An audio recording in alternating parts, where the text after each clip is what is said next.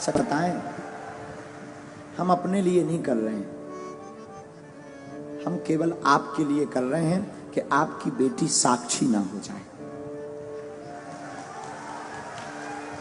हम इसलिए कर रहे हैं कि अब हमारे मंदिरों पर सोमनाथ जैसा कभी दोबारा हमला ना हो। हम इसलिए कर रहे हैं कि तुम्हारे बच्चे, तुम्हारे जीते जी उन माँ बाप से पूछना जिनके बच्चे घर छोड़कर दूसरे मजहब में चले गए, जिनकी बेटियां घर से भाग गईं, कश्मीरी पंडितों को भगा दिया। यहीं दिल्ली में यमुना के पास पाकिस्तानी हिंदू हैं शरणार्थी, उनको रहने के लिए निवास नहीं है, लाइट नहीं है। उनके पास जब जाओ और पूछो कि वहां पाकिस्तान में क्या हाल था, उनकी बेटियों को, छोटी छोटी बच्चियों को उठा लिया गया, 13-13 साल की बच्ची को उठा ले गए। और हम नहीं चाहते कि हमारे भारत में तुम लोगों की बेटियों के साथ ऐसा हो।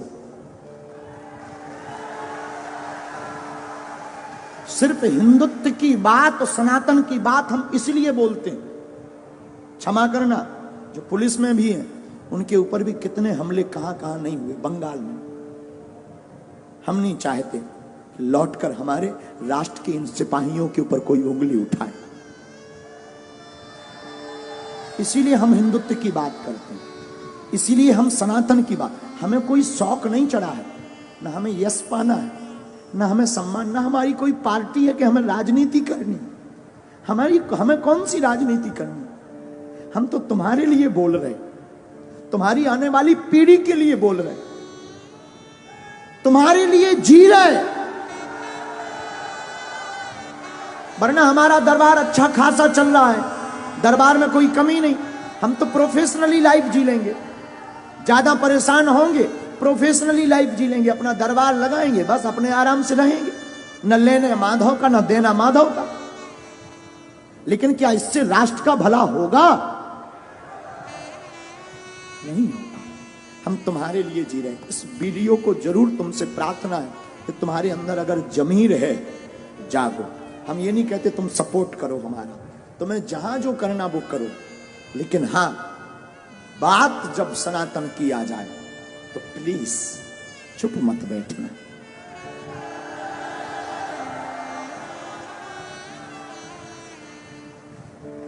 इसलिए प्रार्थना है,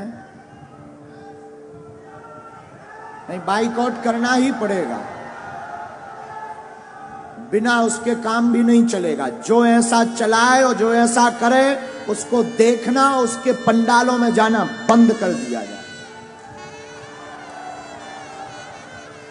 अब बाबर का देश नहीं, रघुवर का देश है यार, बेफिजूली। हमने राम के लिए इतने साल कोर्ट में माथा पच्ची की, भगवान कृष्ण की पूजा नहीं खुलकर कर पा रहे, राम की यात्राओं में पत्थर लग रहे, पाल घर में संतों को पत्थरों से पीट पीट कर बर्बरता निर्दयता से मार दिया जाता, और लोग कहते तुम चुप बैठो।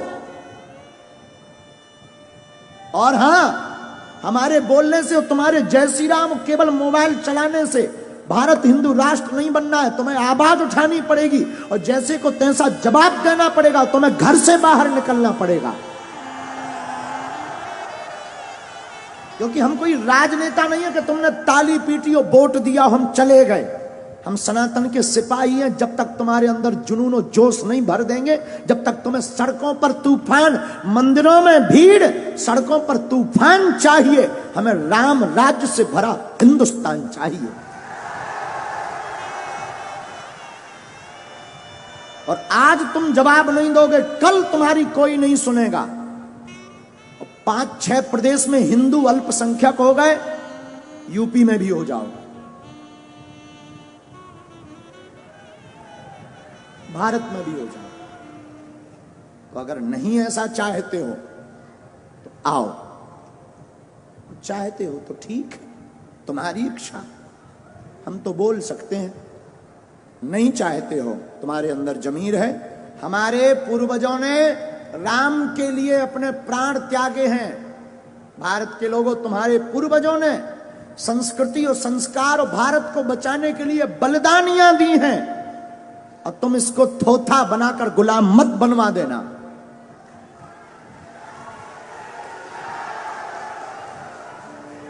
दूसरी बात, भारत में 80% सनातन हिंदू रहता है, 20% अन्य मजहब के, और 20% जब अन्य मजहब के हैं वो तुम्हारा ये हाल है कि तुम अपनी बात नहीं बोल पा रहे। जिस दिन तुम 50% से नीचे आ जाओगे घरों में नहीं रह पाओगे।